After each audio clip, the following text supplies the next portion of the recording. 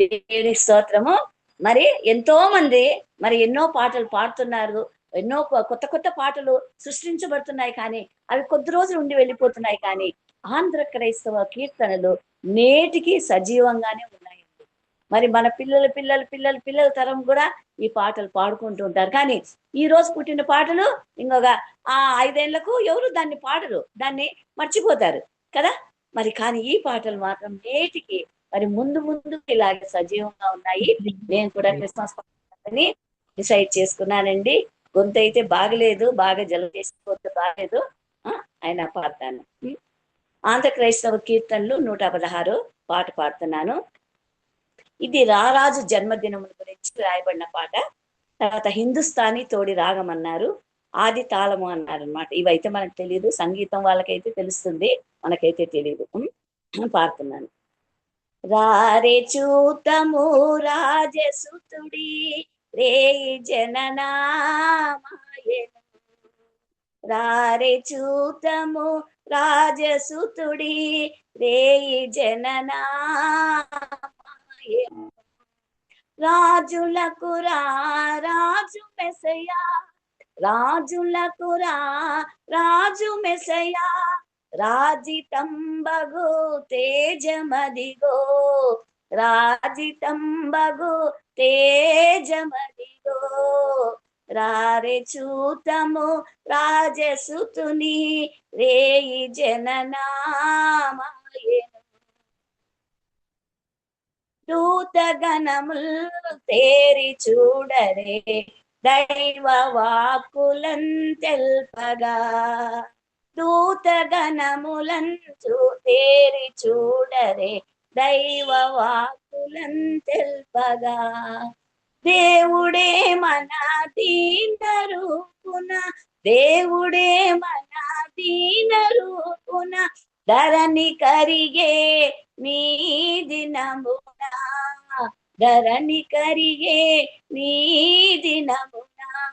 రారే చూతము రాజసుతుడి రేయి జననామాయను. రారే చూతము రాజసుతుడి రేయి జననామాయను. కల్లగాదిది కలయు కాదిది గొల్లబోయుల దర్శనం. కల్లగాదిది కలయుగాదిది గొల్లబోయుల దర్శనం. తెల్లగానది తేజరిల్లెలు, తెల్లగానది తేజరిల్లెలు, తారగాంచరే త్వరగరారే, తారగాంచరే త్వరగరారే. రారే చూతము రాజసుతుడి రేయి జననామాయను. రారే చూతము రాజసుతుడి రేయి జననామాయను. మాలుడడిగో వేల సూర్యుల బోలు సాధునాశీలుడు, బాలుడడిగో వేల సూర్యుల బోలు సాధునాశీలుడు. బాలబాలిక బాలవృద్ధుల, బాలబాలిక బాలవృద్ధుల నేలగల్గిన నాదుడు, నేలగల్గిన నాదుడు. రారే చూతము రాజసుతుడి రేయి జననామాయను. రాజులకు రాజు మెసయా, రాజులకు రాజు మెసయా, రాజితంబగు తేజమదిగో, రాజితంబగు తేజమదిగో. రారే చూతము రాజసుతుడి రేయి జననామాయను. థ్యాంక్స్ అమ్మా, అందరికీ వందనాలమ్మా. ఇంకా చక్కటి పాట మరలా ఒక్కసారి పాత గత స్మృతులు జ్ఞాపకానికి తెచ్చినది జయమణి చార్లీస్ అక్క గారికి. అందరికి జలుబు ఉంది కదా, టోన్ అంత బాగలేదు. అక్క అక్కడ చక్కటి స్వరాలాపన చేస్తారు, చాలా సార్లు అక్క పాడి ఉంటారు, విని ఉంటారు మీరు కూడా. నిజంగా అంటే అన్నిటికన్నా ఎక్కువైంది. ఇది కళ్ళ కాదు, కల కాదు. కళ్ళ అంటే ఐ మీన్ అబద్ధము కాదు, కల లాంటిది కాదు, వచ్చిపోయేది కాదు. ఇది నిజము. తెల్లవారికి తేజరిల్లింది, తారగాంచరి అని వచ్చినారు.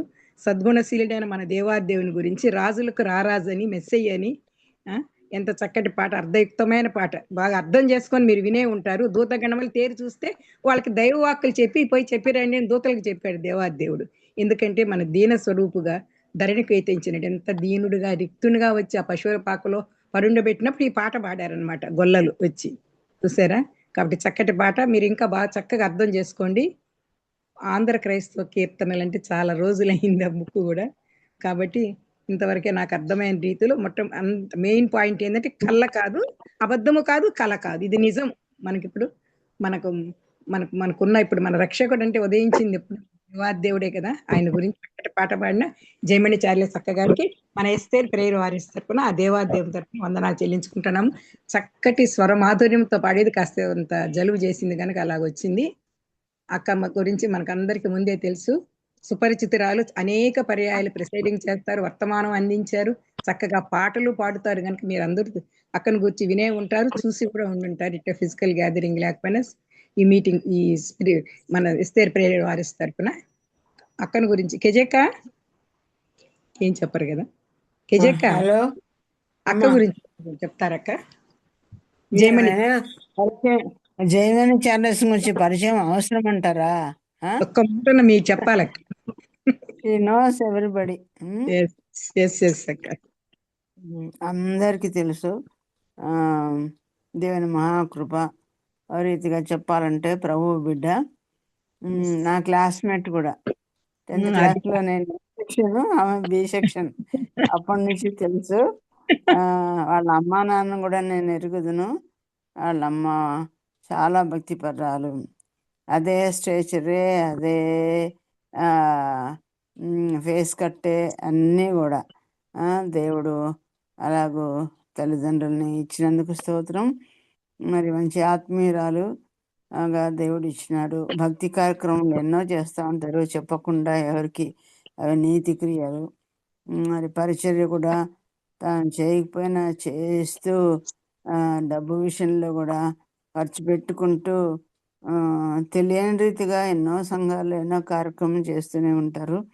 అలాగే దేవుడు కాయం ఉన్నప్పటికీ కూడా, స్థూలకాయం ఉన్నప్పటికీ కూడా కుంటుకుంటూ నడుచుకుంటూ ఎంత చురుగ్గా ఉంటారో. ఈమె కానీ శారదేవరం కానీ ఏనాడు కూడా అలాంటి స్థూలకాయలుగా ఉన్నా కూడా ఎంత చురుగ్గా ఉంటారో మనందరి కోసం.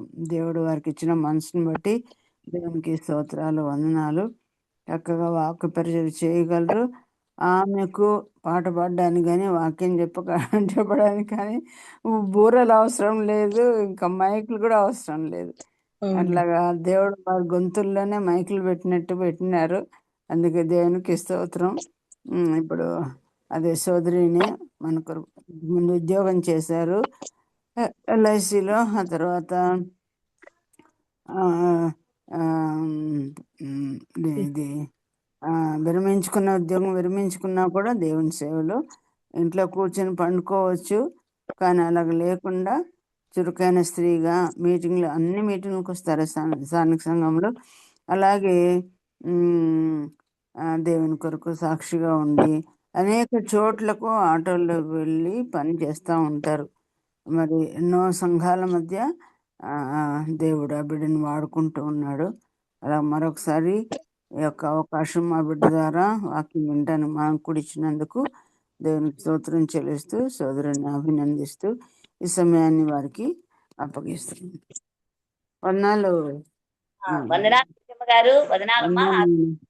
వందనాలు. జయమణి అక్క గారికి స్వాగతం, సుస్వాగతం.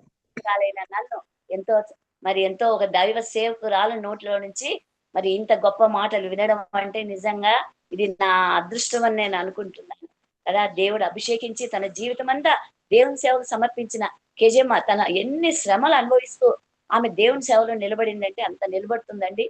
మరి ఎంత దేవుని సేవలో వెళుతూ ఉంటే అన్ని శ్రమలు, అన్ని మాటలు, అదేమో అంటారు చూడు, చెట్లుండే కాయకే అది కాయలున్న చెట్టుకే రాళ్ళు పడతాయని. అట్లా సేవకులకి మాట వస్తున్నప్పటికీ ఆమె ఏమాత్రం కృంగిపోకుండా తాను మరి ధైర్యం పొందుతూ మరి ఇతరుల స్త్రీలను కూడా ఉజ్జీవపరుస్తున్నందుకై మరి సహోదరుని బట్టి దేవునికి వేలాది వేల స్తోత్రాలు. చక్కటి ఆయుష్ చేత, ఆరోగ్యం చేత, బలం చేత మరి కిజమ్మ గారిని నింపాలని మనస్ఫూర్తిగా కోరుకుంటున్నాను. అరుణ, వందనాలు రా. వందనాలక. తోటి వారసులుగా చేస్తుంది మనల్ని కూడా అక్క. శ్రమలు పొందుకొని. దేవునికి స్తోత్రం అమ్మా. ఫస్ట్ దేవుడు ఆది కాండములో సృష్టించేసినప్పుడు అన్ని మంచిగా ఉన్నాయి అనేసి దేవుడు చెప్పాడు కదా. మరి ఒక్కసారి ఆది కాండం 1వ అధ్యాయంలో చూద్దామండి. ఆయన 6 సార్లు మంచిదిగా ఉన్నాడు. సూర్యుని చేసినప్పుడు, చంద్రుని చేసినప్పుడు, ఆకాశాన్ని చేసినప్పుడు, భూమిని చేసినప్పుడు, సముద్రాన్ని చేసినప్పుడు ప్రతి దాంట్లోనూ ఆయన మంచిదిగా ఉంది అనేసి ఆయన చెప్పాడు. ఆయన సృష్టి చేసినప్పుడు ఏ మాత్రం అక్కడ లోపం లేదు. లోపం లేని సృష్టిని ఆయన చేశాడు. లోపం లేని ఆదామును కూడా ఆయన చేశారనమాట. ఆదామును కూడా తన రూపంలో ఆదామును చేశాడు. అంతవరకు మరి అంత బాగుంది. మరి హవ్వను తనకు తోటి సహాయంగా ఉండడానికి అవ్వను చేసినప్పుడు మరి ఎప్పుడైతే అవ్వ మరి పాము మాట విని మరి పాపంలో ప్రవేశించేంత వరకు దేవుడు భూమికి తీర్పు తీర్చాలని ఏ రోజు అనుకోలేదండి. ఏనాడైతే పాపం ప్రవేశించిందో మరి అప్పుడు దేవుడు 3వ అధ్యాయంలో పాపము ప్రవేశించింది. పాపం ప్రవేశించిన తర్వాత దేవుడు మొదటి తీర్పు తీర్చినాడు అనమాట. తీర్పుని గురించి ఈరోజు మనం నేర్చుకోబోతున్నామండి. తీర్పు ఎక్కడ వచ్చింది అంటే ఫస్ట్ 3వ అధ్యాయంలోనే తీర్పు వచ్చిందనమాట. 3వ అధ్యాయంలోనే తీర్పు వచ్చి మరి ముగ్గురిని శపించినాడు. మొదట పాముని శపించినాడు.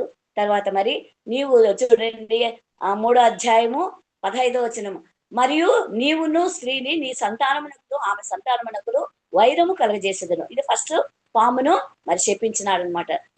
భూ జంతువులన్నిటిలోనూ నువ్వు శపించబడిన దానవై నీ కడుపుతో ప్రాకుచు నీవు బ్రతుకు దినములన్నీ మన్ను తిందు. ఫస్ట్ పామును శపించినాడు. ఇక్కడ ఆయన తీర్పు తీరుస్తున్నాడు తప్పు చేసిన దానికి, పాపం చేసిన దానికి అనమాట.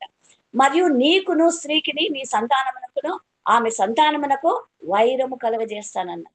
అంతవరకు వైరం లేదండి.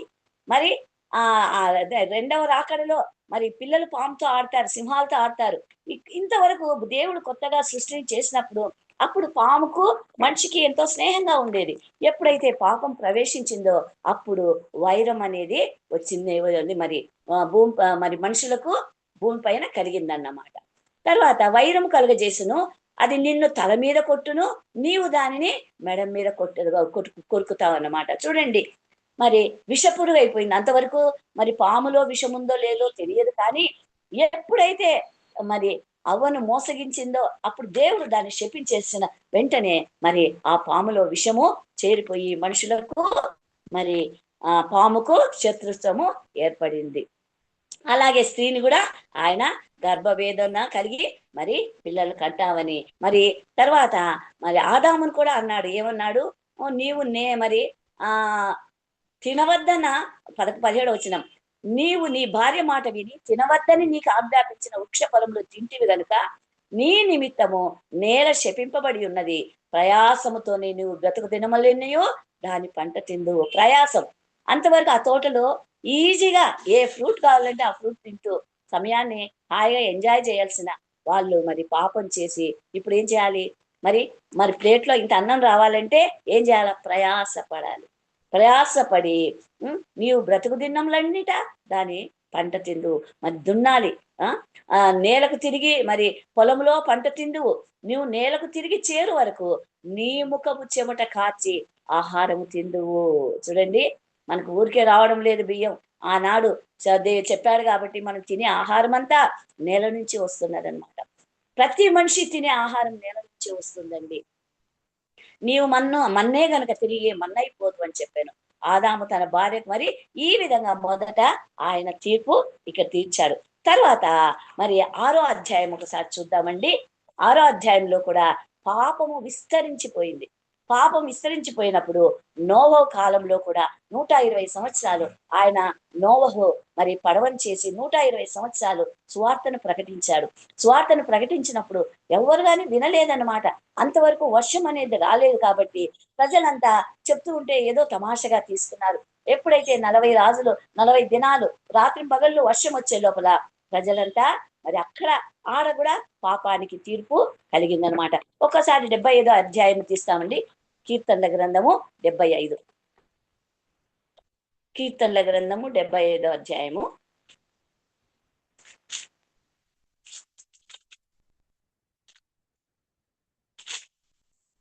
కొన్ని వచనాలు ఇక్కడ తీర్పు అనే వచనాలు ఉన్నాయి చూడండి.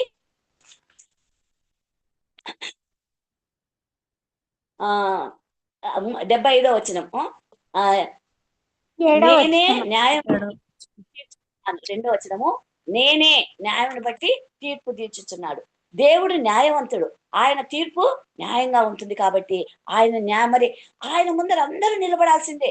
మరి కొరింథీయులకు రాసిన పత్రిక యోహాను రాసిన పత్రిక 5వ అధ్యాయంలో ప్రతి మనిషి ఆయన తీర్పు ఎదుట నిలబడాల్సిందే. నేనే న్యాయం బట్టి తీర్పు తీర్చుచున్నాను.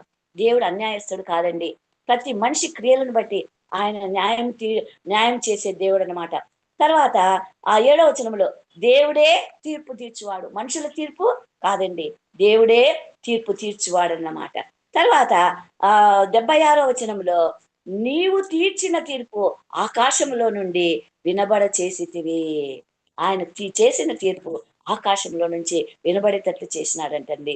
మరి చూడండి, ఆయన తీర్పు న్యాయమైనది, ఆయన తీర్పు తీర్చే దేవుడు, ఆయన తీర్పు మనము వింటున్నాం, ఆకాశంలో నుంచి వింటున్నాం అన్నమాట.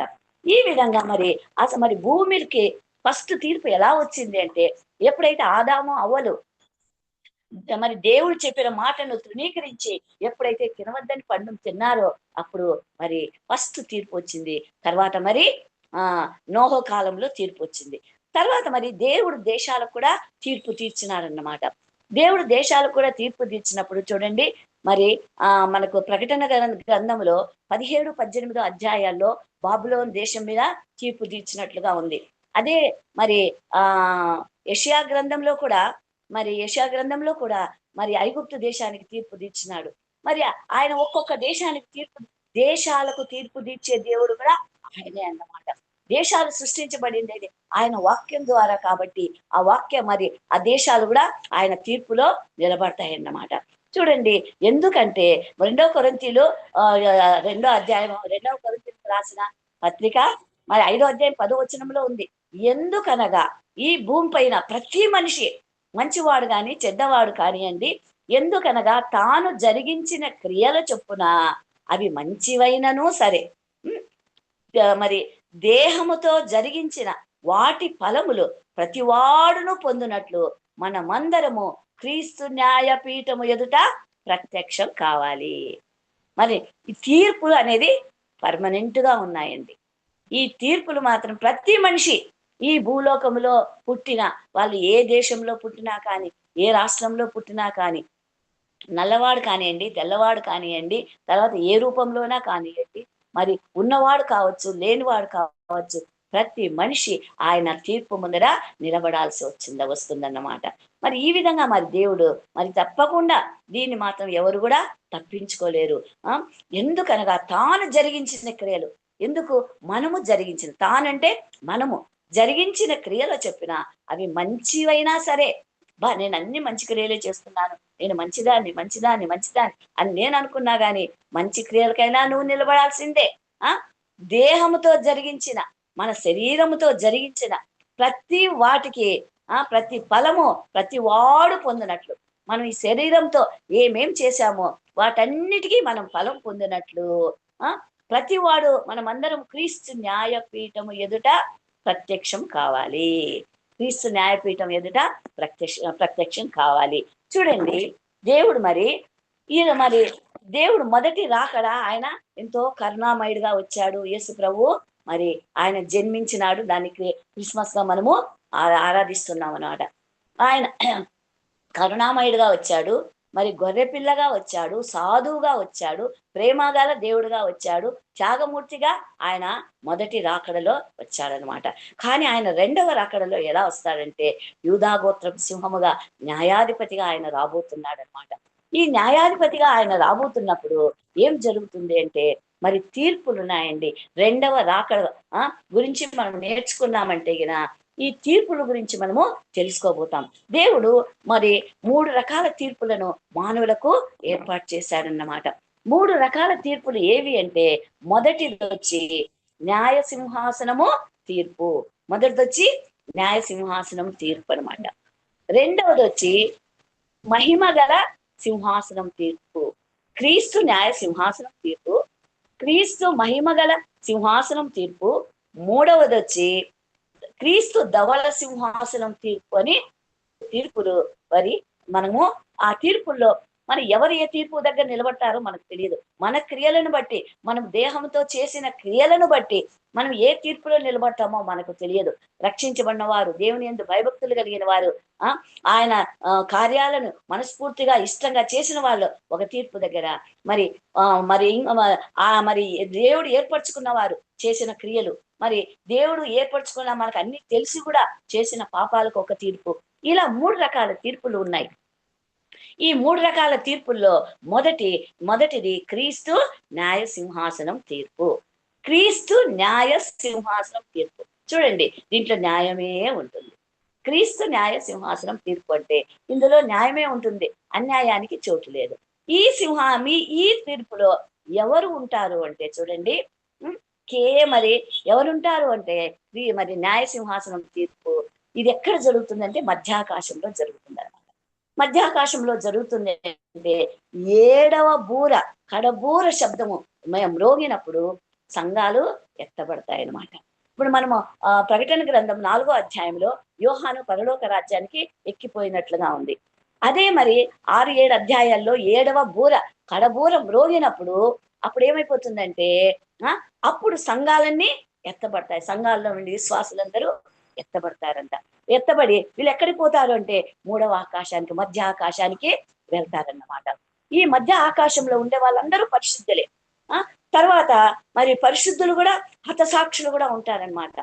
మరి పరిశుద్ధులు కూడా చనిపోయిన వారు కూడా లేస్తారు. వీళ్ళందరూ ఈ న్యాయ సింహాసనం తీర్పు మీద దగ్గర నిలబడతారనమాట. న్యాయ సింహాసనము తీర్పులో వీళ్ళందరూ ఉంటారు. ఇక్కడ న్యాయం తప్ప వీరికి శిక్ష ఉండదండి. ఎందుకంటే వీరు తమ జీవితము దేవుని సేవకు సమర్పించారు. తమ జీవితం అంతా ఎన్ని అవమానాలు పొందినా, ఎన్ని ఇదిగా అనుభవించినా కానీ ప్రభు కోసం వారు జీవించారండి. ఇప్పుడు స్టెఫెన్ తీసుకుందామండి. స్టెఫెన్ రాళ్లతో కొట్టబడ్డాడు, ఆయన హతసాక్షి అయ్యాడు. మరి ప్రభు శిష్యులందరూ హతసాక్షులైనారు. వీళ్ళందరూ మరి ఈ న్యాయ సింహాసనం తీర్పులో ఉంటారన్నమాట. ఈ న్యాయ సింహాసనం తీర్పు ఎక్కడ జరుగుతుందంటే మధ్య ఆకాశంలో జరుగుతుంది. ఎవరు సింహాసనము, ఎవరు తీర్పు తీర్చేది అంటే మరి ఒకసారి చూద్దామండి. ఎవరంటే వారు తీర్పు తీర్చడానికి అర్హత లేదనమాట. యేసు ప్రభు తప్ప ఎవరికి కానీ సింహాసనం తీర్పు తీర్చడానికి అర్హత లేదన్నమాట. అది యోహాను సువార్త 5వ అధ్యాయము 22-23 వచనాల్లో ఉందమ్మా, చదువుతాము. తీర్పు తీర్చుటకు సర్వాధికారము కుమారుడైన క్రీస్తుకు అప్పగింపబడినది. ఈయనకే ఉందన్నమాట, ఎవరికి లేదు. మరి ఈయన సింహాసనం మరి ఈయన న్యాయ సింహాసనం మీద కానీ, ధవళ సింహాసనం మీద కానీ, మహిమ సింహాసనం మీద కానీ కూర్చొని తీర్పు తీర్చేటప్పుడు ఆయన సొంతంగా తీర్పు తీర్చడు. మీరు చదవండి యోహాను సువార్త 5వ అధ్యాయము 22-23 వచనాల్లో అన్నమాట. తీర్పు తీర్చుటకు సర్వాధికారము కుమారుడైన క్రీస్తుకు అప్పగింపబడినది. అయితే తండ్రి చిత్త ప్రకారమే అతను తీర్పు తీరుస్తాడు. 5వ అధ్యాయం 30వ వచనం, తండ్రి చిత్త ప్రకారమే తీర్పు తీరుస్తాడు, అంతేగాని తన ఇష్ట ప్రకారం ఆయన తీర్పు తీర్చడానికి లేదన్నమాట. తర్వాత అపోస్తుల కార్యములు 10వ అధ్యాయం 42వ వచనంలో ఉంది, ఇదియోగాక సజీవులకును మృతులకును న్యాయాధిపతిగా నియమించిన వాడు ఈయనే. మరి ఈయనే మరి మృతులకు కానీ సజీవులకు కానీ న్యాయాధిపతిగా నియమించిన వాడు ఈయనే అన్నమాట. మరి ఈ లోకంలో మరి అన్యాయంగా తీర్పు యేసు ప్రభు తీర్చబడ్డాడు. అన్యాయంగా యూదుల చేత అన్యాయంగా తీర్చబడ్డాడు. కానీ ఎవరైతే యేసు ప్రభుని అన్యాయంగా తీర్పు తీర్చారో వాళ్ళకు కూడా ఇప్పుడు యేసు ప్రభు తీర్పు తీర్చబోతున్నాడు అన్నమాట. ఇప్పుడు మనం న్యాయసింహాసనం తీర్పు గురించి నేర్చుకోబోతున్నాం. న్యాయసింహాసనం తీర్పు ఎలా ఉంటుంది అంటే న్యాయసింహాసనం తీర్పు మధ్య ఆకాశంలో ఉంటుందని మనం నేర్చుకున్నాం కదా. మధ్య ఆకాశంలో న్యాయసింహాసనం తీర్పు ఉంటుంది. ఈ న్యాయసింహాసనం తీర్పులో పరిశుద్ధులకు మాత్రమే ఉంటుందన్నమాట. అక్కడ వేరే వాళ్ళకి ఛాన్స్ లేదండి. అందరూ పరిశుద్ధులే, దేవుని యందు భయభక్తులు గరి ఆయన రక్తం చేత కడగబడి మరి మృతులై సజీవులైన వారందరూ న్యాయసింహాసనం తీర్పులో నిలబడతారనమాట. ఈ న్యాయసింహాసనం తీర్పులో నిలబడిన వారందరూ మరి ఆయన చేత ఆయన రక్తం చేత అభిషేకించబడిన వారు. మరి వీరందరూ చదువుదామండి. ఇది మధ్య ఆకాశంలో జరుగుతుంది. ఈ తీర్పులకు మరి సంఘాలన్నీ సంఘంలో నుంచి ఎత్తబడిన వారందరూ ఉంటారు. మరి బూర శబ్దం విన్నప్పుడు సంఘంలో ఉన్న మరి పరిశుద్ధులందరూ ఎత్తబడతారు. మరి పునరుత్థానం కూడా జరుగుతుంది. పరిశుద్ధులందరూ కడమ మృతులు లేవరండి, పరిశుద్ధులు మాత్రమే లేస్తారు. ఈ తీర్పులో మరి శిక్షలు ఏమాత్రం ఉండవు. న్యాయసింహాసనం తీర్పులో శిక్షలు ఏమాత్రం ఉండవు అన్నమాట. ఈ తీర్పులో అందరికీ బహుమానాలు ఉంటాయి. ఎందుకంటే వారు చేసిన క్రియలను బట్టి ప్రభువు కోసం వారు ఎన్ని హింసలు అనుభవించినారు, ఎన్ని బాధలు అనుభవించినారు, ఎన్ని వేదనలు అనుభవించినారు, వాటికి బహుమానం ఉంటుందంటండి. మరి బహుమానములు ఉంటాయి. ఎత్తబడిన వారంతా ప్రభు కొరకు నీతిగా జీవించిన వారే. ఈ భూమిలో మరి ప్రభు కోసం నీతిగా జీవించిన వారన్నమాట. భూమి పైన జీవించినప్పుడు మరి ప్రభు కోసం ఎవరు ఎక్కువ కష్టపడ్డారో తెలియదు కదా. మరి కొంచెం కష్టపడిన వాళ్ళు ఉంటారు, ఎక్కువ కష్టపడిన వాళ్ళు ఉంటారు. మరి మత్తయి సువార్త 25వ అధ్యాయంలో మనం చూస్తాం. ఒకరికి 10 తలాంతులు, ఒకరికి 5 తలాంతులు, ఒకరికి 1 తలాంతు ఇచ్చినప్పుడు 10 తలాంతుల వాడు రాత్రింబగళ్ళు కష్టపడి, 5 తలాంతుల వాడు రాత్రింబగళ్ళు కష్టపడి ఇంకొక 5 తలాంతులు సంపాదించాడు. ఎవరి కోసం? ప్రభువు కోసం. మరి వారికి మరి ప్రభువు కోసం ఇవి తలాంతులు అంటే ఆత్మల కోసం కష్టపడేవారు, దేవుని పరిచర్య కోసం కష్టపడేవారు, మరి నీతిగా జీవించడానికి కష్టపడేవారు. ఎంత పేదరికంలో ఉన్నా, ఎంత వేదనలో ఉన్నా, ఎంత చింతలో ఉన్నా కానీ వాళ్ళు ప్రభు కోసం జీవించిన వాళ్ళు అన్నమాట. వీళ్ళందరికీ బహుమానాలు ఉంటాయి. బహుమానాలు ఉండడమే కాకుండా మరి వీరికి కిరీటాలు కూడా దేవుడు ఇస్తాడంటండి. కిరీటాలు ఇవ్వడమే కాకుండా పరలోక రాజ్యంలో మరి వీళ్ళు మరి ఒక్కొక్క అధికారము దేవుడు ఇస్తాడంట. మరి ప్రభు కోసం తన జీవితం అంతా కష్టాలు అనుభవించిన మరి భక్తి సింగ్ గారు లాంటి వాళ్ళు, సాధు సుందర్ సింగ్ లాంటి వాళ్ళు, మరి వాళ్ళు ఎంత పెద్ద హోదాలో ఉంటారో తెలియదు, పరలోక రాజ్యంలో మనకు తెలియదు కదా. మరి ప్రభు కోసం కష్టపడిన వాళ్ళు, ఆత్మల కోసం కష్టపడిన వాళ్ళు, వీళ్ళందరికీ దేవుడు మరి పరలోక రాజ్యంలో ఎటువంటి మరి వాళ్ళకు అధికారం ఇస్తాడో, ఆయన న్యాయంగా వారు తన కోసం కష్టపడిన దానికి మరి ఆయన న్యాయసింహాసనం తీర్పులో పరలోకంలో వారికి ఆయన మరి కష్టపడిన వారికి మరి ఆయన అన్ని ఇవ్వడానికి ఆయన సిద్ధంగా ఉన్నాడన్నమాట. ఈ తీర్పులో దేవుడు మరి ప్రజలను మెచ్చుకుంటాడు. న్యాయసింహాసనం తీర్పులో మరి ఆ సింహాసనం తీర్పులో నిలబడిన వారందరూ ఎవరైతే ఆ తీర్పులో నిలబడతారో వాళ్ళందరినీ ప్రభు మెచ్చుకునే దేవుడే. కానీ వాళ్ళని ఎవరిని కాని దేవుడు చెడ్డ దాసుడా అనడానికి లేదు. భలా మంచి దాసుడా, భలా మంచి దాసురాలా అనే అనిపించుకుంటారనమాట ఈ న్యాయసింహాసనం తీర్పులో అన్నమాట. మరి మొదటి పేతురు 1:7 అధ్యాయంలో నశించిపో సువర్ణము అగ్ని పరీక్ష వలన శుద్ధపరచబడుచున్నది గనుక దానికంటే అమూల్యమైన మీ విశ్వాసము శోధనల చేత పరీక్షకు నిలిచినదై యేసుక్రీస్తు ప్రత్యక్షమైనప్పుడు మీకు ఏమేం కలుగుతుంది? యేసుక్రీస్తు మరి శోధనల చేత మనము ఎన్నో శోధనలు జయిస్తున్నాం. శోధనలు జయించిన వాళ్ళే ఇక్కడ ఉంటారు. కాబట్టి మరి యేసు ప్రభు ప్రత్యక్షమైనప్పుడు మీరు మెప్పు, మహిమ, ఘనత కలుగుతుందంట ఈ న్యాయసింహాసనం తీర్పులో. మరి దేవుడు అలాంటి వారికి మరి ఎన్ని శోధనలతో మరి తన విశ్వాస జీవితాన్ని కాపాడుకుంటూ ప్రభు కోసం జీవిస్తారో వాళ్ళందరికీ ఏమైతుంది? మెప్పు కలుగుతుందంట, మహిమ, ఘనత కలుగుతుందంట. చూడండి, కోట్లాది మంది మనుషుల ముందర దేవుడు వీరందరినీ హెచ్చిస్తాడంట. ఉం? ఈ ఈ తీర్పులో మెచ్చుకొనేదే ఉంటుంది కానీ వీరికి ఎటువంటి మరి శిక్షలు ఉండవన్నమాట. వీరికి మరి శిక్షలు ఉండవు.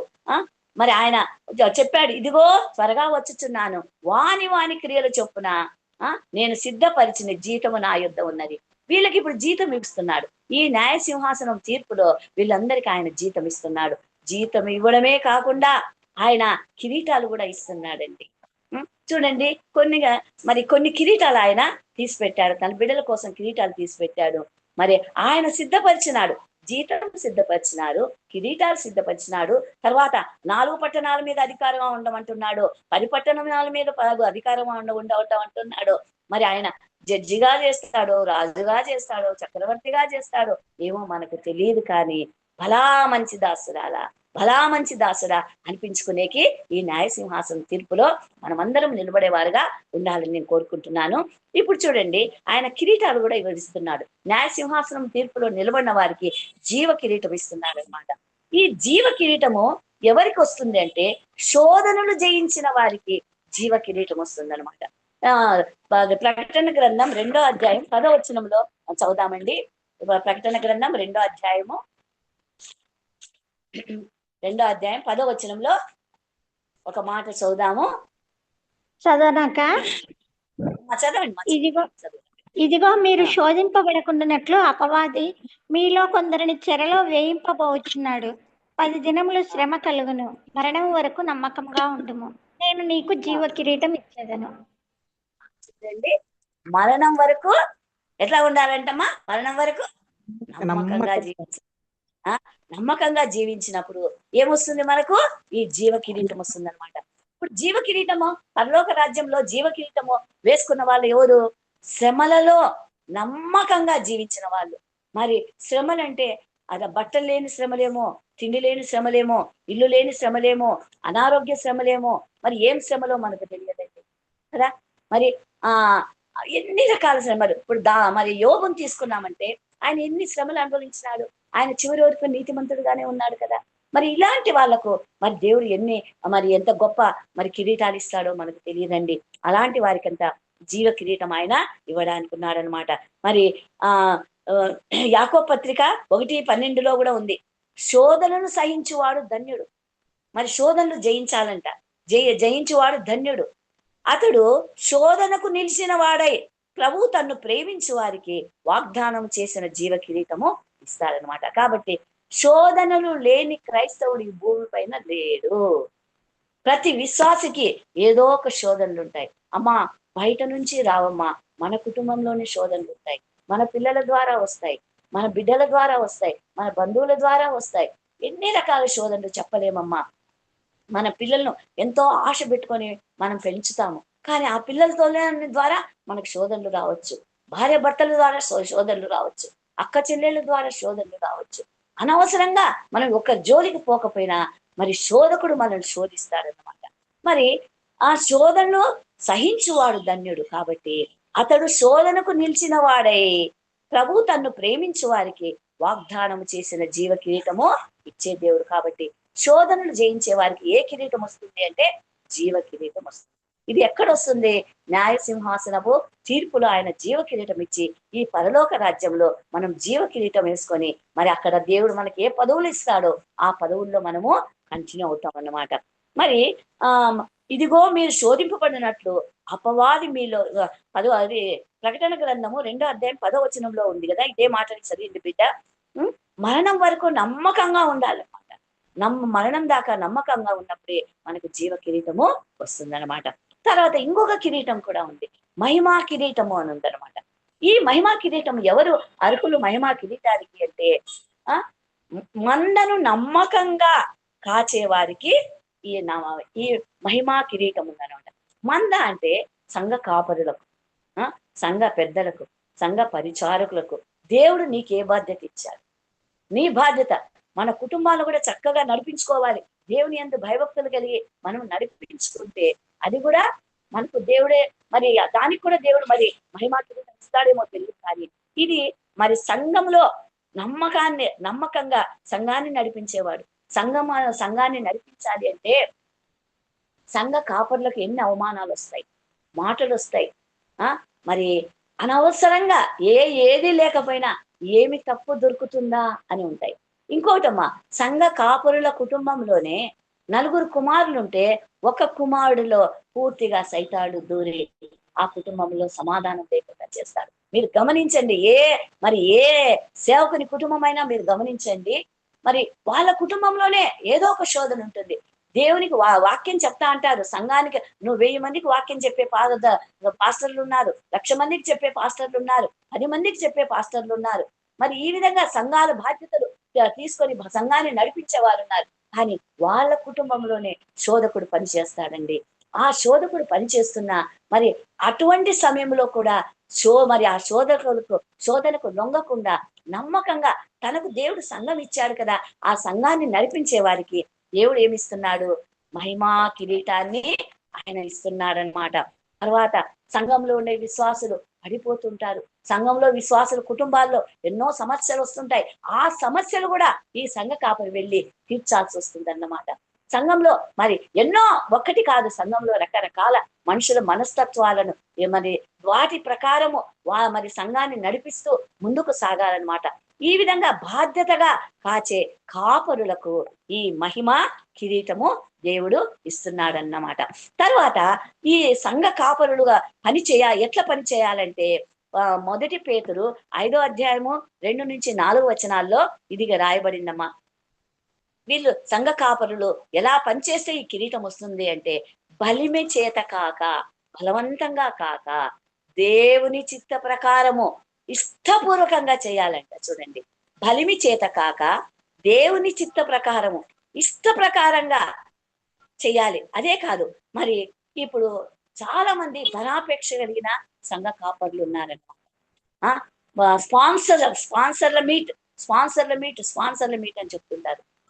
మరి మీరు 10,000 స్పాన్సర్ చేస్తే ఇది జరిగింది, 20,000 జరిగితే స్పాన్సర్ చేస్తే ఇది వచ్చింది అని చాలా మంది నేటి కాలంలో మరి స్పాన్సర్ ఆ ధనాపేక్షను ఆశిస్తున్నారు. కానీ ఎవరికైతే మహిమా కిరీటం పొందుతారో వాళ్ళకు ధనాపేక్ష అనేది ఉండదంట. చూడండి, ఆ ధనాపేక్ష 4 రోజులు పస్తున్నా కానీ సంతోషంగా మరి సంఘం కోసము, విశ్వాసుల కోసం పనిచేస్తారంట. చూడు, మరి సిద్ధమను ధనాపేక్షతో కాక సిద్ధ మనస్సు, ఎప్పుడు ప్రభు కోసం సిద్ధ మనస్సు కలిగి ఉండాలంట. మరి సిద్ధ మనస్సుతోను మీ మధ్య ఉన్న దేవుని మందలకు పై విచారణకర్తగా చేయించు దానిని కాచేవారికి మరి ఈ మహిమా కిరీటము దేవుడు ఇస్తాడంట. చూడండి, మరి అప్పగింపబడిన వారిపైన ప్రభువై ఉండక మందకు మాదిరిగా ఉండి ప్రధాన కాపరి ప్రత్యక్షమైనప్పుడు వీరు వాడబారని మహిమా కిరీటము పొందుతారంట. చూడండి, ప్రభు ప్రత్యక్షమైనప్పుడు ఈ సంఘ కాపర్లు ఇన్ని అవమానాలు పొందుతూ, ఇన్ని శ్రమలు అనుభవిస్తూ సంఘాన్ని తమ ప్రాణం కంటే ఎక్కువగా కాస్తున్నారు కదా. మరి అందుకని వీళ్ళకి ఏమొస్తుందంట? వాడబారని మహిమా కిరీటము వస్తుందంట. చూడండి, మరి ఈ విధంగా దేవుడు సంఘ కాపురులకు ఈ కిరీటం ఇవ్వబోతున్నాడు అనమాట. ఇంకో కిరీటం కూడా ఉందండి, అతిశయ కిరీటం ఉంది. ఈ కిరీటము ఆత్మలను రక్షించు వారికి వస్తుందట. ఆత్మల కోసం భారముతో పనిచేసేవారు, ఆత్మల కోసం రాత్రింబగళ్ళు ఆ సమయం అనేది లేకుండా మరి ఆ సేవ చేసేవాళ్ళు. ఒక ఆత్మ చివరి దశలో మరి మరి హాస్పిటల్కి వెళ్తున్నప్పుడు, అప్పుడు మేమంతా హాస్పిటల్కి వెళ్తూ ఉంటే అన్ని వార్డ్స్కి వెళ్తున్నప్పుడు మరి కెజేమ మాత్రము చనిపోయిన వాళ్ళ కాల్చుకున్న వార్డు దగ్గరికి వెళ్ళేది. ఎందుకంటే వాళ్ళ శరీరం అంతా కాలిపోయి ఉంటుంది, వాళ్ళ దగ్గర వాసన వస్తూ ఉంటుందండి. చివరి దశలో ఉంటారు. చాలా వరకు శరీరము 30% 40% కాలిపోయిన వాళ్ళు బ్రతకరండి. అటువంటి స్థితిలో ఉండే వాళ్ళ దగ్గరికి పోయి, ఆత్మల కోసం చివరి దశలో ఉండే వారి దగ్గరికి పోయి మరి వాక్యం చెప్పవాలి. ఆత్మ భారము, ఒక ఆత్మ నశించిపోకూడదు, వాళ్ళు ఎట్లయినా వాళ్ళ కానీలేండి, ఆత్మ నశించిపోకూడదు అనేసి మరి అప్పట్లో మరి హాస్పిటల్ పరిచర్య చాలా మంది చేసేవాళ్ళు. ఇప్పుడు హాస్పిటల్ పరిచర్య చేయడం అంటే చాలా కష్టంగా ఉంది. అక్కడ పోయినామంటే, హాస్పిటల్లోకి పోయినామంటే 10 మంది వస్తారండి, పత్రికలు పంచుతా అంటే వస్తారు. మరి పరుపుల దగ్గర పోయి ప్రార్థన చేస్తా అంటే అర్థం చెప్పేవాళ్ళు, మరి పత్రికలు పంచద్దండి అనేవాళ్ళు. ఎంత కుప్పలుగా వస్తారు.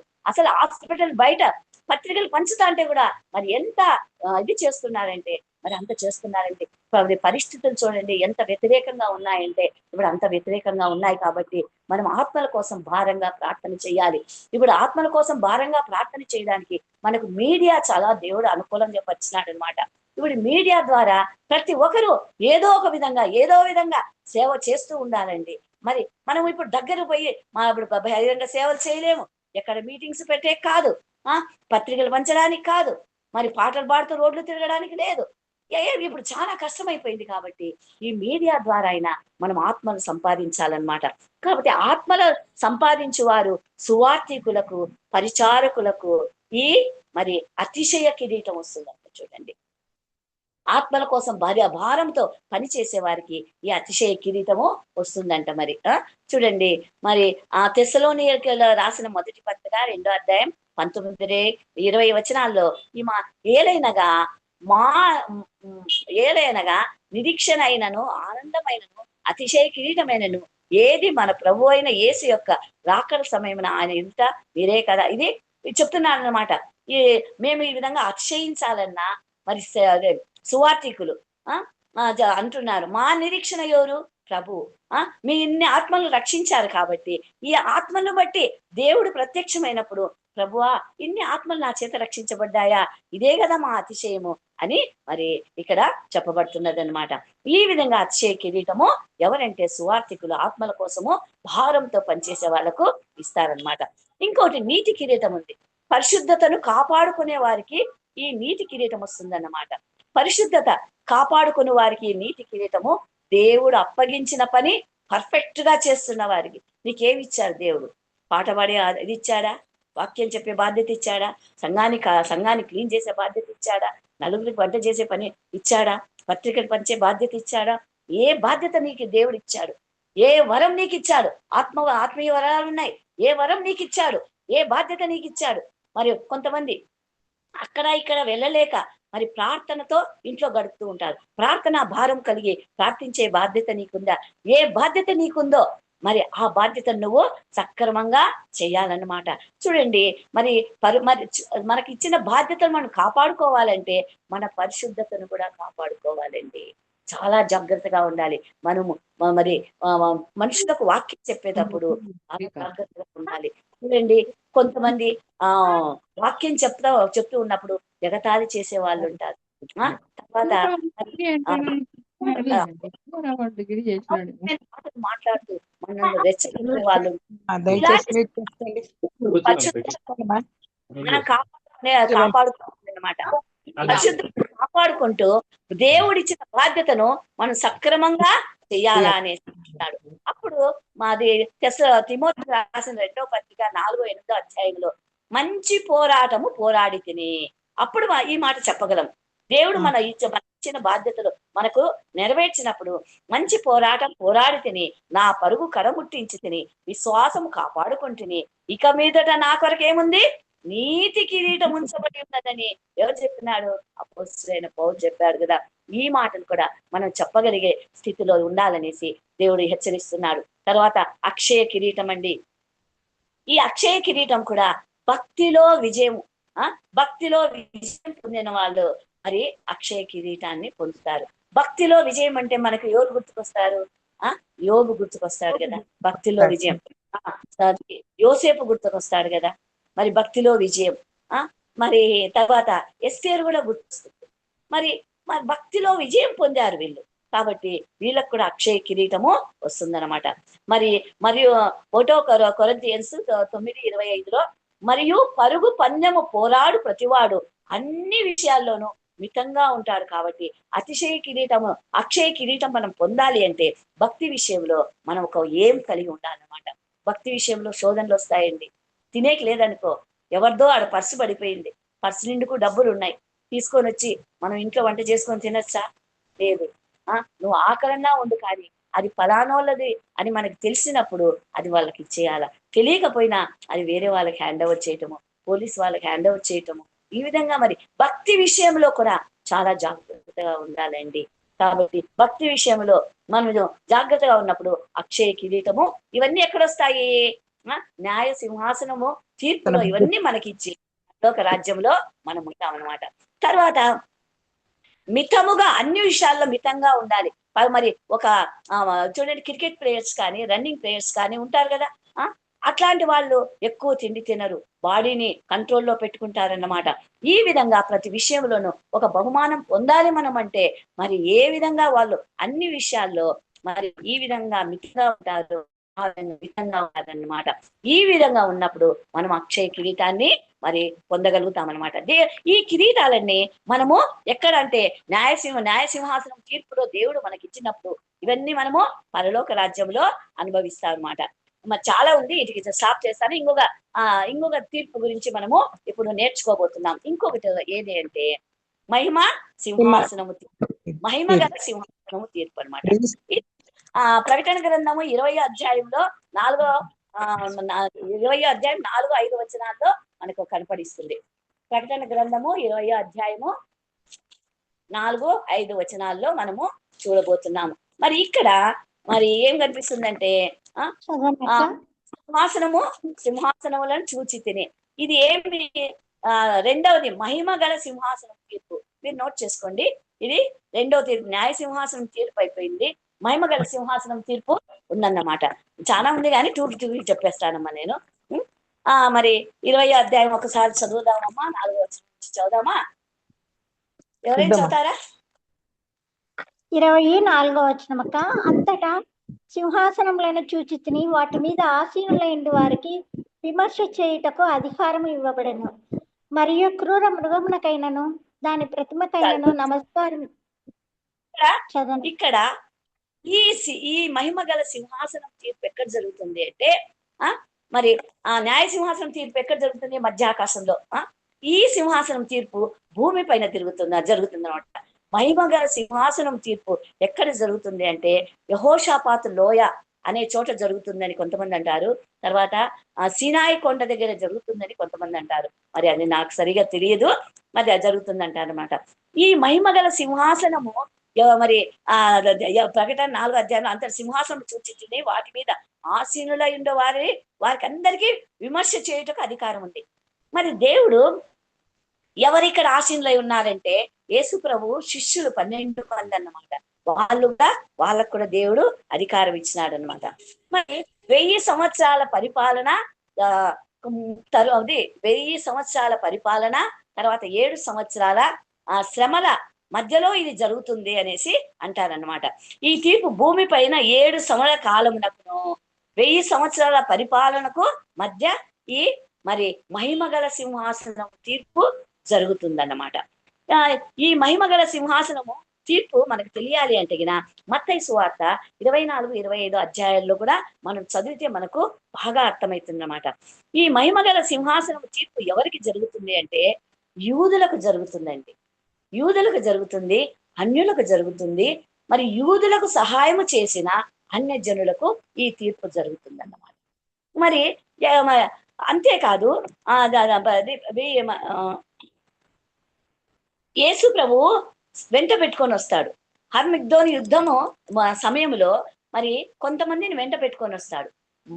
మరి వారికి తర్వాత హెస్కేల్ గ్రంథం 37 అధ్యాయంలో మనం చదువుతాం. 37 అధ్యాయంలో ఎముకల లోయ ఉంది కదమ్మా, ఎముకల లోయ ఉంది కదా. ఆ ఎముకల లోయ మరి ఆ ఎముకల లోయలో మరి సైన్యంగా లేస్తాడు కదా, సైన్యం. ఆ సైన్యంగా లేచినప్పుడు వాళ్ళందరూ ఈ తీర్పులో నిలబడతారు. తీర్పులో నిలబడమే కాకుండా మరి వారికి ఈ తీర్పు జరుగుతుంది.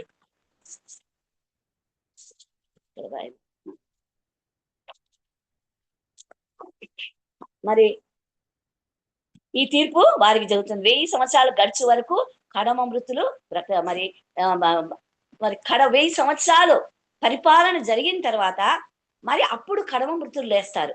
ఇక్కడైతే మరి ఇక్కడ ఎవరు లేస్తారు అంటే మరి 30 మరి హెస్కేల్ గ్రంథము 37 అధ్యాయంలో ఉన్నారు కదండి. ఎండిన ఎముకలు సఖ్యం కానీ మరి పెద్ద సైన్యం అయినారు కదా. వీళ్ళందరికీ మరి ఈ తీర్పు జరుగుతుందన్నమాట. తర్వాత మరి వీళ్ళందరూ సమకూర్చబడతారంట. ఎంతమంది సమకూర్చబడతారో మనకైతే తెలియదు కానీ ఈ మహిమ గల సింహాసనం తీర్పులో మరి వీరందరికీ మరి మరి రహస్య రాక ఇది ఇప్పుడు ఈ సింహాసనం తీర్పు తీర్చేటప్పుడు ఆయన వచ్చేది అందరికీ కనపడిస్తుంది. అదే న్యాయ సింహాసనం తీర్పు తీర్చేటప్పుడు మాత్రము మరి యేసు ప్రభు రాకడ రహస్యంగా ఉంటుందంటండి. రహస్యంగా జరుగుతుంది. మరి ఈ తీర్పు మరి పాత నిబంధన భక్తులకు కొత్త నిబంధన భక్తుల్లో కొత్త నిబంధన వారికి కూడా జరుగుతుంది ఈ మహిమ సింహాసనము తీర్పు అనేసి చెప్తారనమాట. ఈ సింహాసనము తీర్పులో మరి ఎవరెవరు ఉంటారు అంటే మరి మత్తయి సువార్త 24-25 అధ్యాయంలో మనము కొన్ని ఉపమానాలు వ్రాయబడ్డాయి కదా. మరి ఈ ఉపమానాల్లో గోధుమలు మరి గురుగుల గురించి వ్రాయబడింది. గోధుమలు గురుగులు మనము 25వ అధ్యాయం మత్తయి సువార్త 25వ అధ్యాయంలో చూసినామంటే ఇది కూడా మహిమ గల సింహాసనానికి తీర్పుకు గుర్తు అన్నమాట. మరి గురుగులు గోధుమలు, తర్వాత మంచి చేపలు చెడ్డ చేపలు, మేకలు గొర్రెలు, ఈ తీర్పులన్నీ ఈ మహిమ గల సింహాసనం తీర్పు జరుగుతుందంట. మరి ఈ రెండవ రాకడ గురించి మంచి అవగాహన ఉంటేనే మనకి ఈ తీర్పు జరుగుతుంది. ఈ తీర్పుల గురించి మనకు అర్థమవుతుంది అనేసి మరి చెప్తారు, పెద్దలు చెప్తారు. ఒకసారి మత్తయి సువార్త 25వ అధ్యాయం చూద్దామమ్మా. ఎవరెవరికి ఇక్కడ తీర్పు జరుగుతుంది మనకు బాగా తెలిసిన వాక్యమే ఇది. ఒకసారి మనం గుర్తు చేసుకుందాం, టైం అయిపోతుంది. ఇంకో తీర్పు కూడా ఉంది.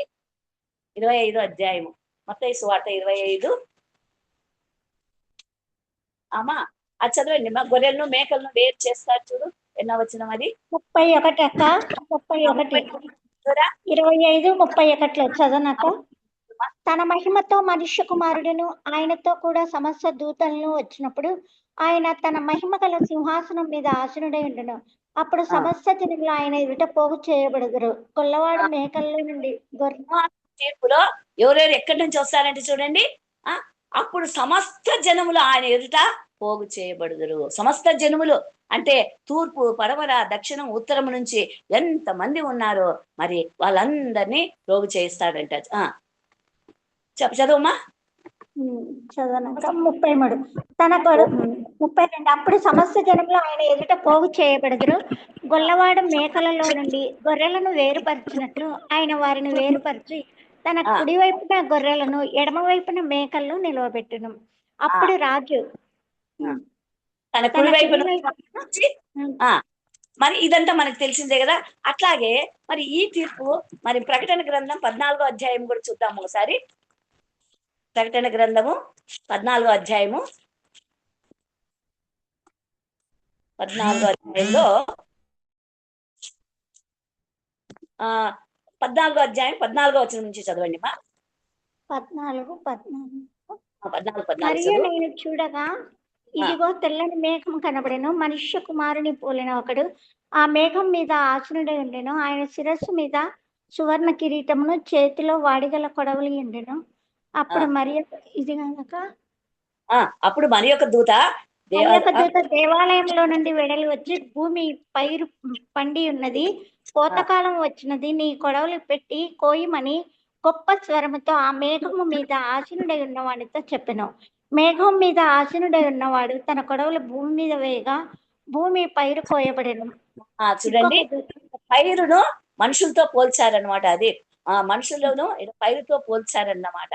మరి ఈ సింహాసనం మీద ఆసీనుడైన వాడు మరి మరి ఇంకొక దేవదూతకు చెప్పినప్పుడు ఆ కొడవలి అంతా కోస్తుంది. కోసినప్పుడు వీళ్ళందరినీ ఎక్కడ నిత్య జీవానికి అనే చోటికి పంపిస్తారనమాట. అదే మరి ఇంకో వచనం ఉంది చూడండి మా. దీంట్లోనే 14వ వచనంలో 15 నుంచి చదవమ్మా. 15 నుండి 17 నుంచి చదువు. 17 ఇంకొక దూత పరలోకమునందున్న ఆలయంలో నుండి వెడలి వచ్చెను. ఇతని ఎత్తను వాడిగల కొడవలు ఉండెను. మరి ఒక దూత బలిపీఠపు నుండి వెడలి వచ్చెను. ఇతడు అగ్ని మీద అధికారం నందినవాడు. ఇతడు వాడి అయిన కొడవలి గలవాడిని గొప్ప స్వరముతో పిలిచి, భూమి మీద ఉన్న ద్రాక్ష పండ్లు పరిపక్వమైనవి, వాడి అయిన నీ కొడవలి పెట్టి దాని గెలలు కోయమని చెప్పను. కాగా ఆ దూత తన కొడవలి భూమి మీద వేసి భూమి మీదనున్న ద్రాక్ష పండ్లను కోసి దేవుని కోపమను ద్రాక్షల పెద్ద తొట్టిలో వేసెను. ఆ ఆ ద్రాక్షల చదువమ్మా, ఆ ద్రాక్ష కోపం చదువు మరి. పట్టణమునకు వెలుపల త్రొక్కబడెను. 100 కోసుల దూరము గుర్రముల కళ్ళెమ మట్టుకు ద్రాక్షల తొట్టిలో నుండి రక్తము ప్రవహించును. మీరంతా ఫాలో కండిమా. మరి ఈ విధంగా ఇక్కడ తీర్పు జరుగుతుందన్నమాట. మరి ఆ హర్మిగ్దోని యుద్ధం తర్వాత ఇశ్రాయేలీయులు అందరూ సమకూర్చబడతారు. సమకూర్చబడిన తర్వాత మరి ఆ ఆకాశంలో ఆ చివరి నుంచి ఈ చివరి వరకు మనుషులందరినీ ప్రోగు చేసి మరి ఈ మహిమా సింహాసనంలో మరి తీర్పు జరుగుతుంది అనేసి మరి మరి మరి పాత నిబంధన భక్తులు ఉన్నారు. పాత నిబంధన భక్తులు సమకాలపు మరి హతసాక్షులైన వారు ఉన్నారనమాట. ఈ పాత నిబంధన భక్తులను మరి దేవుడు స్నేహితులుగా చెప్పాడు. కానీ కొత్త నిబంధన భక్తులు మరి ఉన్నారు కదా, వీళ్ళని ఏం చేసినాడంటే దేవుడు సంఘ వధువుగా, మనమందరము సంఘ వధువుగా దేవుడు మనల్ని వర్ణించినాడు. పాత నిబంధన భక్తులందరినీ స్నేహితులుగా దేవుడు వర్ణించి మరి ఇక్కడ ఈ తీర్పు జరుగుతుందన్నమాట. మరి మరి ఇంకొక తీర్పు, చివరి తీర్పు నేర్చుకుందాము. తొందరగా చెప్పేస్తాను, టైం అయిపోతుంది.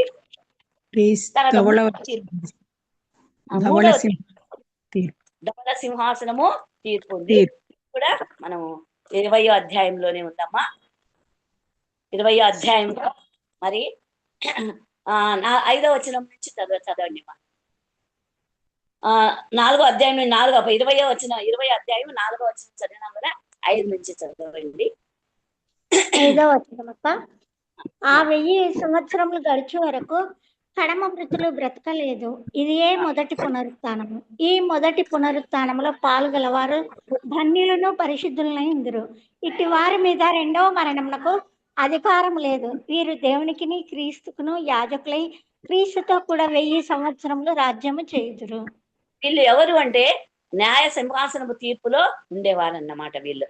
తర్వాత 1000 సంవత్సరాలది అయిపోతుంది. తర్వాత మరి 11వ వచనం చదవండి అమ్మా.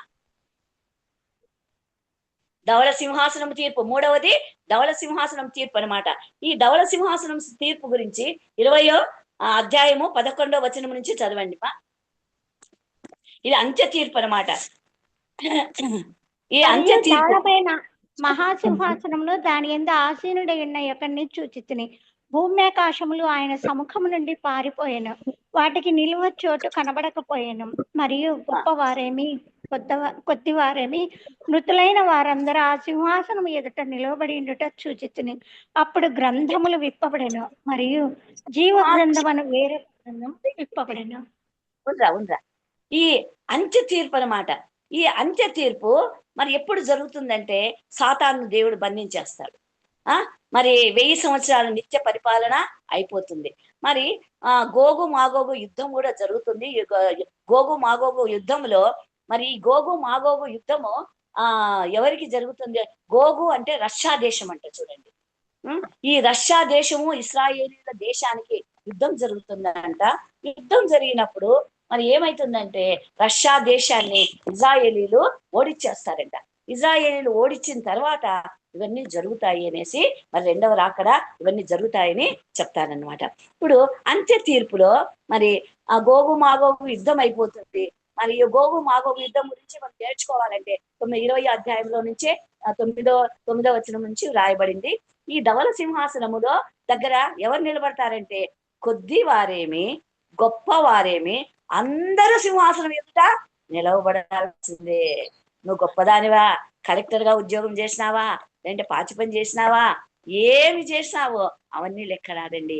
ఈ లోకంలో మనం ఎంత గొప్పగా బ్రతికినా, ఎంత ఉన్నత స్థితిలో ఉన్నా కానీ ఆయన ముందర మనం నిలబడాల్సిన వారమే. సింహాసనం ఎదుట నిలవబడి ఉండుట చూచితిని. ఎవరు? యోహాన్ చూసినాడన్నమాట. ధవళ సింహాసనపై కూర్చున్న వ్యక్తి ఎవరనగా యేసు ప్రభు ధవళ సింహాసనం మీద నిలబడ్డాడు. మరి ఈ ధవళ సింహాసనము మరి తర్వాత ఇప్పుడు కడమ మృతులు కూడా లేస్తారు. మరి చూడండి, యోహాన్ స్వార్త 5వ అధ్యాయం 28-25 వచనంలో ఒక కాలం, నేను చెప్తున్నాను, ఆశ్చర్యపడకుడి, ఒక కాలము వచ్చుచున్నది, ఆ కాలమున సమాధుల్లో ఉన్న వారందరూ ఆయన శబ్దము విని మేలు చేసిన వాడు జీవ పునరుత్థానమునకు, కీడు చేసిన వాడు తీర్పు పునరుత్థానమునకు బయలు వెళ్ళెదరు. ఇది కూడా మరి ధవల సింహాసనమైన తీర్పు అన్నమాట. ఎప్పుడైతే మరి సమాధిలో ఉన్న వారందరూ లేస్తారు, ఇప్పుడు సర్వలోకంలో ఉండేవాళ్ళు ఏ దేశంలో ఉన్నా ఏ రాష్ట్రంలో ఉన్నా కానీ వీళ్ళు లేస్తారనమాట. చూడండి, మరి సముద్రంలో ఉండే వాళ్ళను అది లెక్క ఒప్పగిస్తుంది అనమాట. మా సముద్రంలో చనిపోయిన వాళ్ళు ఇంతమంది సముద్రంలో ఉన్నారని ఈ లెక్క జనాంగం అంతా మరి ఎక్కడ ఏ భూమి పైన చనిపోయినారో అన్ని ఆత్మలు వచ్చి మరి ఈ ధవళ సింహాసనం మీద ముందర నిలబడతారంటండి. మరి ఈ ధవళ సింహాసనము రెండు మరి జీవ పునరుత్థానం అనుంది, తర్వాత తీర్పు పునరుత్థానం అనుంది. ప్రభువు కోసం ఆయన జీవించిన వారంతా జీవం పునరుత్థానానికి వెళ్ళిపోతారు. ఎవరైతే మరి తీర్పు పునరుత్థానంలో ఉంటారో వారందరి చూడండి, వీళ్ళు ఎవరు వెళ్తారు అంటే చదువు 12వ చదువు, మరియు గొప్పవారేమి కొద్దివారేమి మృతులైన వారందరూ ఆ సింహాసనం ఎదుట నిలవబడి ఉండుట చూచితిని. అప్పుడు గ్రంథములు విప్పబడినాయి. మరి చూడండి, గ్రంథములు మరి ఎన్ని గ్రంథాలు ఉన్నాయో మనకు తెలియదు. మరి గ్రంథములు విప్పబడెను, మరియు జీవ గ్రంథమును వేరొక గ్రంథము ఉన్నాయి. గ్రంథములు అన్నాడు, మరి జీవ గ్రంథము అన్నాడు, మరి వేరొక గ్రంథము అన్నాడు. ఇవన్నీ విప్పబడినాయి. చూడండి, ఈ ధవళ సింహాసనము తీర్పులో మరి ఆయన మరి సమాధానంగా ఉండడండి. ఆయన చాలా రోషము కలిగిన దేవుడుగా ఉంటాడు. మరి ఆయన న్యాయానికి తల వంచే దేవుడుగా ఉంటాడు. ఆయన న్యాయాధిపతి అని 75వ అధ్యాయంలో మనం నేర్చుకున్నాం కదా. కాబట్టి ఆయన మహారోషము కలిగిన దేవుడుగా ఉంటాడు. ఆయన న్యాయాధిపతిగా ఉంటాడు. ఉన్నది ఉన్నట్లుగా న్యాయం తీర్చే దేవుడు అన్నమాట. ఇక్కడ పాపము, దయ, కరుణ అనే వాటికి ఇక్కడ చోటు లేకుండా అయిపోతుంది. వేరొక గ్రంథములు ఇవ్వబడను, ఆ గ్రంథముల యందు వ్రాయబడి ఉన్న వాటిని బట్టి తమ క్రియలు చొప్పున మృతులు తీర్పు పొందుతారు. ఈ మృతులంతా సజీవులైనారు కదండి. వీళ్ళందరూ ఎట్లా ఆ గ్రంథములో నీ పేరుందా? ఏ గ్రంథంలో నీ పేరుంది? మరి గ్రంథంలో పేరు ఉండటమే కాకుండా నీ క్రియలు ఏ గ్రంథంలో ఉన్నాయో, నువ్వు చేసిన క్రియలు, ప్రభువును బట్టి చేసిన క్రియలు, మరి అవి మంచి క్రియలా చెడ్డ క్రియలా ఏవైనా సరే వ్రాయబడి ఉన్న దానిని బట్టి క్రియల చొప్పున మృతులు తీర్పు పొందుదురు. కాబట్టి మన క్రియలను బట్టి మనము తీర్పు పొందుతామన్నమాట. సముద్రము తనలో ఉన్న మృతులను అప్పగించెను. సముద్రంలో మరి ఎంతమంది ఇప్పుడు హిందూస్ అంతా ఏం చేస్తారు? మనుషులను కాల్చి ఆ బూడిద అంతా తీసిపోయి సముద్రంలో వేస్తారు కదా. తర్వాత పాతాళములో మరి ప్రభువును నమ్ముకున్న బిడ్డలు చనిపోతే పరదేశకు వెళ్తారు. మరి మన దొంగ తెలుసు కదా, నేడు నీవు నాతో పాటు పరదేశంలో ఉండదు అని చెప్తారు యేసు. కాబట్టి ప్రభువు నమ్ముకున్న వాళ్ళ ఆత్మ పరదేశంలో నెమ్మదిగా ఉంటుంది. పాతాళంలో నమ్మని ఆత్మ, పాతాళంలో ఎన్ని ఉంటాయో కోట్ల కొలది ఉంటాయి. మరి ఆ పాతాళం కూడా వాటి వశముననున్న మృతులను అప్పగించెను. వారిలో ప్రతివాడు తన క్రియల చొప్పున తీర్పు పొందును. ఎవరు కూడా తప్పించుకోలేరండి. మానవుడుగా భూమి మీద జన్మించిన ప్రతి మనిషి ఎవరు కూడా తప్పించుకోలేరు. ఇటువంటి తీర్పు మరి ధవళ సింహాసనము తీర్పు. ధవళము అంటే తెల్లగా అని అర్థమాట. అందుకని తెల్లటి మేఘం మీద అనేసి మనం చదువుతాం కదా 14వ అధ్యాయం మీద. మరి తెల్లటి మరి ఆ సింహాసనం మీద ఆయన కూర్చున్నవాడు. మహిమా సింహాసనం అంటే ఆయన మహిమతో అది మహిమని ఎలా ఉంటుందో మనకు తెలియదు. కానీ సొలొమోన్ రాజు మరి మందిరాన్ని అది ఓపెనింగ్ సెరమనీ చేసినప్పుడు యాజకులు లోపలికి వెళ్ళలేకపోయినారు. ఆయన మహిమ ఆ విధంగా ఉంది. ఆ సింహాసనం అందులో ఇప్పుడు ఈ మహిమ ధవళ సింహాసనం తీర్పు ఎక్కడ జరుగుతుంది అంటే, ఈ ధవళ సింహాసనం తీర్పు జరిగేటప్పుడు ఆకాశం ఉండదంట, భూమి ఉండదంట, శూన్యం పైన జరుగుతుందంట. మరి శూన్యం పైన ఎలా జరుగుతుందవ్వా? నాకైతే ఇది చదివితే నాకు ఆశ్చర్యమైంది. శూన్యం మీద ఎలా నిలబడతారు? శూన్యం మీద సింహాసనం ఎలా ఉంటుంది? ఈ మానవులందరూ ఎలా నిలబడతారు? మరి ఎట్లా ఉంటుందో? మరి కొత్త ఆకాశం కొత్త భూమి అన్నారు కదా, మరి ఆ దాని మీద జరుగుతుందో మరి శూన్యం మీద జరుగుతుందో మనకు తెలియదు. కానీ మరి ఈ తీర్పు ఈ విధంగా మరి ఆయన న్యాయాధిపతిగా వస్తాడనమాట. ఆయన సజీవులకును మృతులకును న్యాయాధిపతిగా ఉంటాడనమాట. ఈయన మరి సజీవులకు తీర్పు తీస్తాడు. మరి సజీవంగా ఉన్న వాళ్ళు ఇప్పుడు ఆయన తీర్పుకు మనం బ్రతుకున్నట్లే జరిగితే ఇట్లాగే వెళ్తాం. చచ్చిపోయిన వాళ్ళకు తీర్పు తీరుస్తాడనమాట. సర్వమానవాళికి, ఒకరు కాదు, ఇద్దరు కాదు, ముగ్గురు కాదు, సర్వమానవాళికి ఆయన తీర్పు తీరుస్తారనమాట. మరి ఈ కాలంలో సమాధులన్నీ తెరవబడతాయి. మరి పునరుత్థానంలో మరి అందరూ సజీవులై మరి ఎత్తబడిన వారి సంఘంలో సంఘం అక్కడికి వెళ్తారు. ఇక్కడ మాత్రము మరి ప్రతి ఒక్కరు నిలబడి ఈ తీర్పులో మన క్రియలను బట్టి మరి మనము తీర్పు పొందుతామన్నమాట. వశమునున్న మృతులు అప్పగించడం వారిలో ప్రతివాడు తన క్రియలు చొప్పున తీర్పు పొందెను. మనము మృతుల లోకమును అగ్నిగుండములో అయిపోయా. ఎక్కడుంది? మృతుల లోకానికి అగ్నిగుండంలో పడబడెను. ఈ అగ్నిగుండము రెండవ మరణము. ఈ అగ్నిగుండము రెండవ మరణం. ఎవని పేరైనను జీవ గ్రంథమందు రాయబడినట్లు కనబడని ఎడల వాడు అగ్నిగుండములో వేయబడను. కదండి. దేవుడు మరి ఈ తీర్పు నాకు కొంచెమే, నాకు నాలెడ్జ్ లేదు, కానీ మరి ఈ న్యాయ తీర్పులో మనము ఏ న్యాయ తీర్పులో నిలబడతామో మనకు తెలియదమ్మా. కాబట్టి ప్రియులారా, దేవుని యందు భయభక్తులు కలిగి ఉండి భలా మంచి దాసుగా మరి గొర్రెల వైపు, కుడివైపు, ఎడం వైపు నిలబడతామో మనం భలా మంచి దాసుగా అలా అనిపించుకుంటామో తెలియదు. కానీ ప్రతి మనిషి ఈ న్యాయ సింహాసనం తీర్పు, ఈ 3 తీర్పుల్లో ఏదో ఒక తీర్పుల దగ్గర మనం నిలబడాల్సి ఉంటుంది. కాబట్టి దేవుడు మొదట ఆదాము అవ్వలకు తీర్పు చేశాడు. చివరిలో మరి ఈ తీర్పు జరిగిందనమాట. ఈ తీర్పు జరిగిందనమాట. మరి ప్రభు నమ్మిన బిడ్డలందరూ సదాకాలము యుగ యుగములు నిత్య జీవం పొందుతారు. మరి ప్రభువును నమ్మని వాళ్ళు యుగాయుగములు అగ్నిగుండంలో కాలుతూ ఉంటాడు. దేవుడి చక్కటి మాటలను మన జీవితంలో ఆశీర్వదించాలని కోరుకుంటూ చిన్న మాట ప్రార్థన చేస్తాను. పరిశుద్ధ ప్రేమ గల తండ్రి, గొప్ప దేవ, రాజాది రాజా, ప్రభులకు ప్రభు, ఆశ్చర్యకరుడా, అద్భుతమైన తండ్రి, నాయన తండ్రి, నేనైతే అజ్ఞానాన్ని, జ్ఞానం లేని దాన్ని, తెలివి లేని దాన్ని తండ్రి ప్రభా తండ్రి, నాకు చూపించిన తండ్రి చిన్న జ్ఞానమును బట్టి తండ్రి నాయన, మీరు నా ద్వారా మాట్లాడించిన విధానాన్ని బట్టి మీకు స్తోత్రాలయ్యా. ఇందులో ఏమైనా నేను తప్పులు చెప్పానేమో తండ్రి, నన్ను క్షమించండి తండ్రి నాయన. ప్రభా మేమందరము చక్కగా అర్థం చేసుకొని దేవా నాయన తండ్రి, ఈ సింహాసన తీర్పులో మేము నిలబడేవారుగా ఉండాలయ్యా. ఏ తీర్పులో నిలబడితే న్యాయ సింహాసన తీర్పులో నిలబడేవారుగా ఉండాలని ఆశ కలిగి ఉన్నాం తండ్రి నాయన.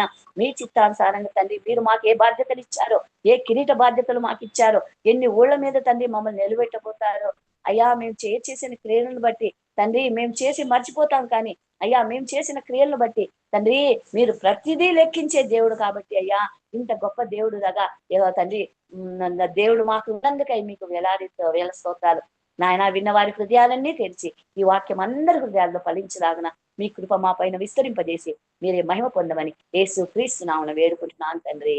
ఆమేన్. ఆమేన్. మా అందరికీ వందనాలు. ఈ అవకాశం ఇచ్చిన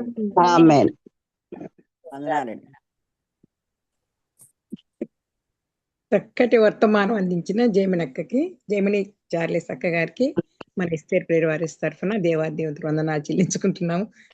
పిన్ టు పిన్ చెప్పారు. మనం అయితే దాదాపు మీరెంత రాసుకున్నారో కేవలం రాసుకుంటేనే 3 పేజీలు చిన్నదే.